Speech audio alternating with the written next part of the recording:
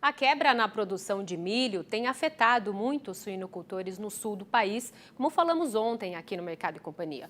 O setor da avicultura também vem sentindo os efeitos da produção e do preço do cereal, que mesmo com recuo ainda está em patamar elevado.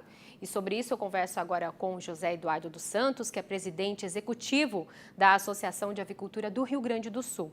José, quero já começar perguntando sobre esse cenário, né? Esse preço do milho a gente sabe que afeta, que traz aí mais rentabilidade, mais custo no custo de produção. Como é que fica a questão do poder de compra do avicultor? Seja bem-vindo, boa tarde.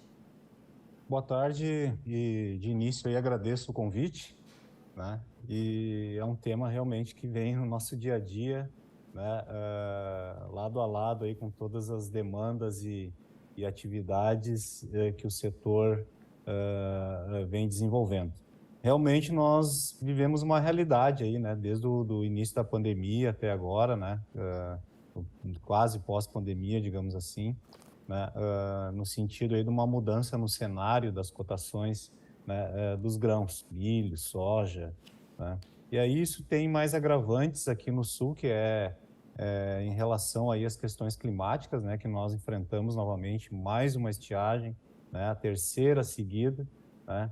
E aí também vem as influências de mercado externo, crise, né, na União Europeia, né, a dificuldade aí que o setor teve em relação à logística recentemente, né, com a dificuldade aí dos containers para exportação, aumentos alarmantes aí no frete, no aluguel de containers. Então, é um pacote de fatores aí que impactam, né, numa situação que o setor, né, está vivendo ultimamente. E o grão, né, o milho, principalmente, que é aí, né, o componente máximo da ração das aves, 70% da ração praticamente é milho, isso se reverte em custo também nessa magnitude, né? Isso aí nos preocupa porque realmente as margens estão, né, curtas, né? A instabilidade econômica ainda permanece no país, apesar de termos virado aí a chave, ou seja, né, novos governantes, né? E estamos aí aguardando aí algumas definições aí para podermos estabilizar aí a economia brasileira.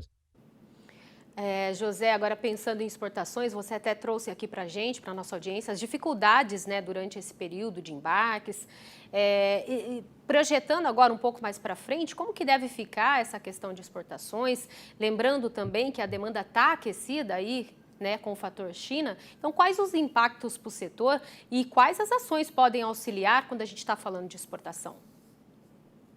Você se refere à exportação de milho, né? Isso realmente nos preocupa, né?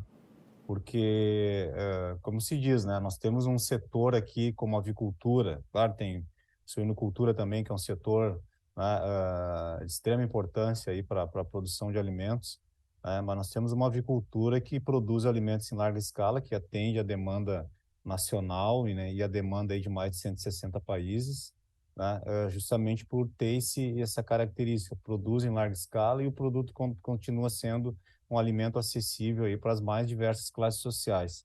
E quando você começa a tirar um pouco, né, esse suprimento de dentro do país, né, e não se tem nenhuma política que garanta a estabilidade, né, do suprimento para quem produz alimentos, ainda gera uma série de atividades diretas, indiretas e divisas, né, você fica, né, numa situação de alerta, né? Algumas indústrias que nós recentemente acompanhamos aí reduziram o quadro de pessoal, reduziram jornadas, turnos de trabalho, né? Algumas recentemente anunciaram, teve uma aqui no Rio Grande do Sul que recentemente anunciou recuperação judicial. Então, tudo isso nos preocupa porque nós precisamos de mecanismos que deem condições de competitividade, né, e fluxo comercial das nossas indústrias e produtores, né? É uma conta que é muito simples de fazer. Se nós apostarmos, dermos condições para as indústrias do setor de proteína animal produzirem, continuar estáveis no mercado, a gente está gerando muitas outras atividades em muitos outros setores da economia. Então, assim, jamais seremos contrários à exportação de grãos, porque também somos um setor exportador.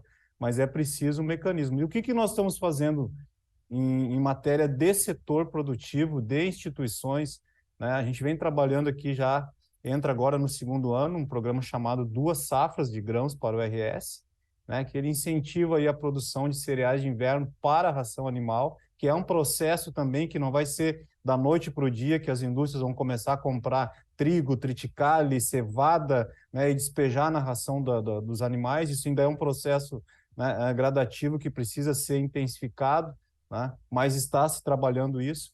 E também, né, estamos aqui na região sul do estado, né, agora na próxima sexta-feira, na abertura da colheita do milho, né, na Zona Sul, trabalhando com milho irrigado, né? Milho irrigado num projeto aí com Embrapa, produtores de sementes, né, outros setores envolvidos aí que atuam na produção de grãos, né, um milho irrigado no sistema chamado sulco camaleão, que é uma alternativa que também, né, vai incentivar aí a produção de milho para, né, amenizar esses possíveis impactos aí de uma exportação.